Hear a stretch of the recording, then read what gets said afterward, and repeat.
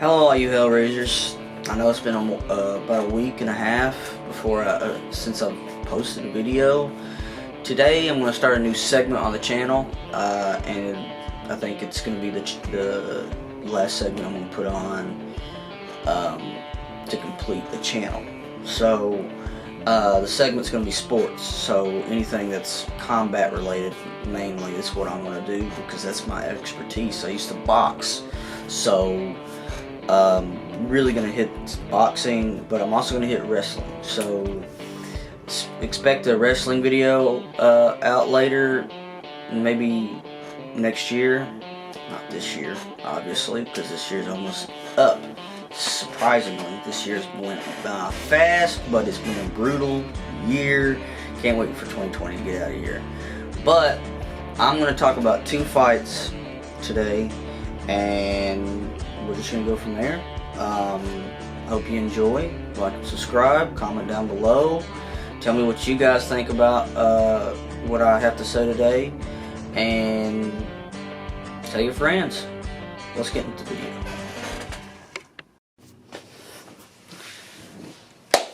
Let's get into it, Hellraisers. So, the two fights I'm talking about it happened last weekend, or last Friday and last Saturday. If I'm going to hit on Triple G's fight first, because, you know, I'm a big fan of his, but also we'll hit on his first because his came first before Canelo's. Triple G's, he fought Camille. Can't pronounce the last name, so don't hate me on that. So Camille was he's a newer, kind of like I wouldn't say newer, but he has a totally different experience than Triple G. Triple G is, you know, he had a huge amateur background, came into the boxing background. He's you know, he's been a professional since, like, I want to say 2006 or 3. Don't quote me on that. I don't know. But he fought this guy Camille and just beat him up. Just beat him up. Camille's two best opponents would probably be Ruben Diaz and what was it, Cortez something. But those are probably his best fights coming into it. So he doesn't really have much of a he doesn't have any names that really stand out to me. But he quote unquote had some power. But when he fought Triple G, he had no power. Triple G took the fight out of him, took everything out of him. It wasn't a fight that I didn't expect Triple G to lose, because there wasn't really much good marketing up to this fight either. And I think that's solely on DAZN's network and how they promote fights. I don't think they promote fights the best. I think they could do better, but it is an opportunity to give fans a network source to where they can really gravitate towards. But in terms of marketing, that fight really didn't market well, in my opinion. Now let's talk about the fight in general. Triple G came out strong. Really filled him out really well. Took him to town. I think Camille had, you know, he hanged in there, but I think the fight could have been ended a whole lot earlier.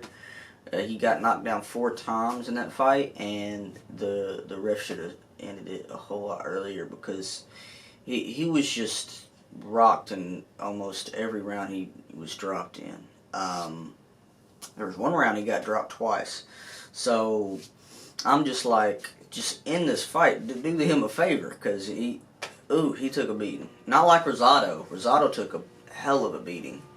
Give props to Rosado. He's a tough kid, but got rocked. Face got broken. But it wasn't anything unexpected. Like, that fight was just like, okay, it's just another fight. For Triple G. Triple G made some history book. Wrote his name in the history books. 1 consecutive wins. Well, not consecutive. Well, yeah, consecutive. Well, 21 title defenses for that certain title. So, congratulations to Triple G. I think Triple G's got at least two to three more fights in him before I think he's going to retire. I don't know how long his contract is either. I think that it was like a 4 or 3 match contract. I'm not sure, but he took that kid to town. Even though Camille's like 31 and Triple G's like 39, so not too far apart in age, but still there is a age difference. There is an age gap. It wasn't. It was impressive on Triple G's part, but it wasn't impressive by Camille. I think he really didn't bring anything to the table that Triple G hasn't seen. Don't know why does they keep giving him these throw-out fights. You know, just really not impressive in my opinion. Boxing lately, I think the most impressive fight, we're not going to talk about it, but the most impressive fight that I seen this month was AJ. AJ took Povelev to town. Povelev talked too much shit, and he got his ass rocked. That's pretty much it. I want to see that fight with Tyson Fury. We'll see. I think Tyson Fury is... I think it'll be a good fight. I don't think it'll be a knockout, but if it does, I don't know. I just don't see Tyson Fury winning that thing with knockout. We could. He does have knockout power, but not as much as Deontay or AJ. So we'll see. Now let's talk about Canelo's fight with Callum Smith. I was very disappointed in that fight. Very disappointed. I'm not a big fan of Canelo, but I respect him. In the same sense,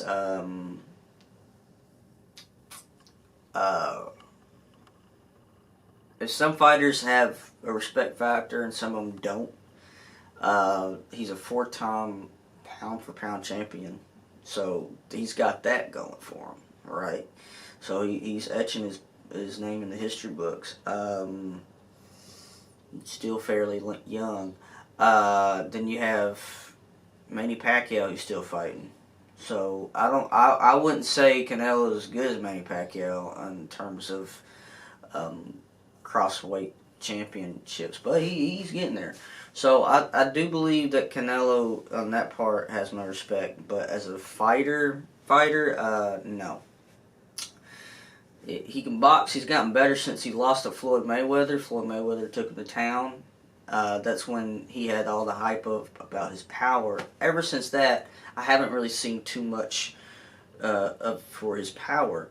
He knocked out Amir Khan, but that's not really impressive because Amir Khan has a glass jaw. So, in the same sense, Canelo really hadn't brought anything towards power. Triple G, on the other hand, made a dude submit this last Friday. So there's that. But in the same sense, Canelo really hadn't brought too much to the table in terms of power. His fights has been kind of boring. This fight was extremely boring, not only because of how predictable it was, but also because Smith didn't bring anything to the table.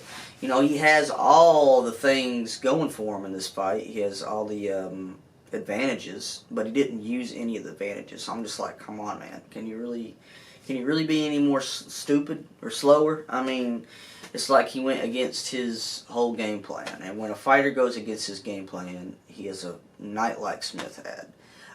Smith was just disappointing. He was huge. He could have used his weight advantage. He could have used his height advantage. I guarantee that Smith was a whole lot heavier than Canelo going into that fight. In terms of that, he didn't really throw much power shots. Canelo kind of sucked it out of him. It's kind of predictable when a taller fighter fights a smaller fighter because taller fighters, they choke. They really choke.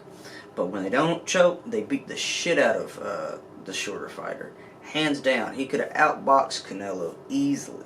Easily could have outboxed him. Could have easily knocked him out if he used his power shots, but he didn't. I just didn't see it. I didn't see any good footwork. It comes down to footwork when it comes to taller fighters, because, you know, they're hitting at an angle. They actually have a power advantage, whereas short people, the only power advantage they have is their body shots. They're not going to get any good headshots. They're going to have to suck it out of them, you know, dig down in there, and that's what Canelo did. He didn't do much countering. He did more bullfighting. So props to Canelo going in there and winning, but in the same sense, he wasn't really.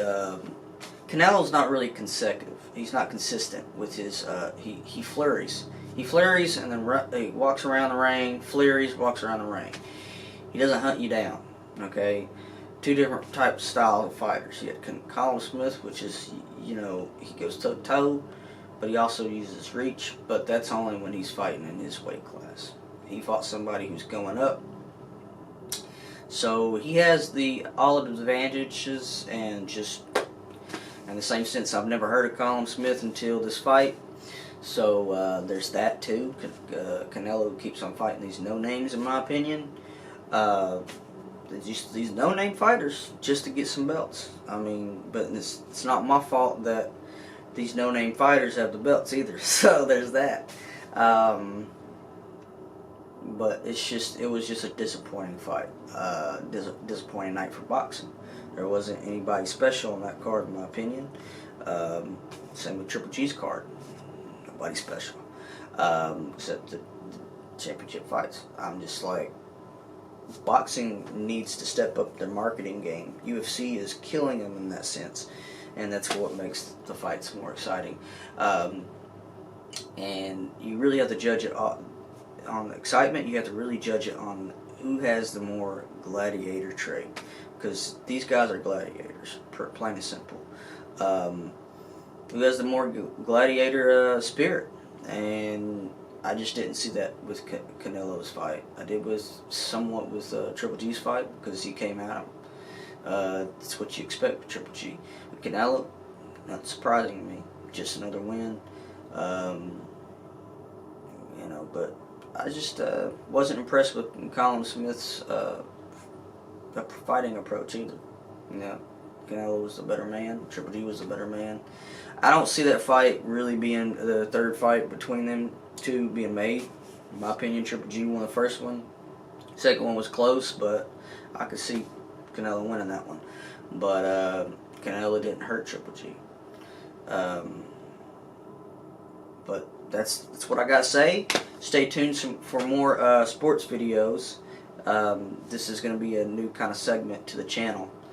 I'm gonna do wrestling pay-per-views and stuff. Keep up with some wrestling theories and stuff, as well as some basic boxing stuff.